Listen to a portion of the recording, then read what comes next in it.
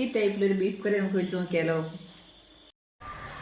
നമ്മുടെ ബീഫ് കറിക്കുള്ള മസാല ഞാനിവിടെ തയ്യാറാക്കി വെച്ചിരിക്കുന്നത്. ഞാൻ വീഡിയോ ഓൺ ചെയ്യാൻ മറന്നുപോയി.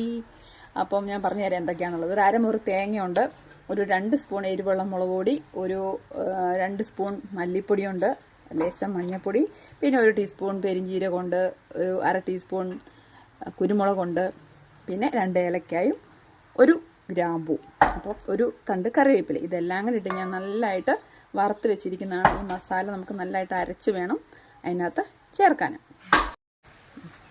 ഇതിപ്പം നമ്മുടെ ബീഫ് കറിക്ക് വേണ്ടിയിട്ട് 1 കിലോ ബീഫാണ് എടുത്തിരിക്കുന്നത്. അത് നെയ്യുള്ള ബീഫ് തന്നെ എടുക്കണം, എന്നാലാണ് നമ്മൾ ഉദ്ദേശിച്ച ഒരു ടേസ്റ്റ് കിട്ടത്തുള്ളൂ. അതിനകത്തേക്ക് ഇഞ്ചി, വെളുത്തുള്ളി, പിന്നെ വാഴയ്ക്കയാണ്,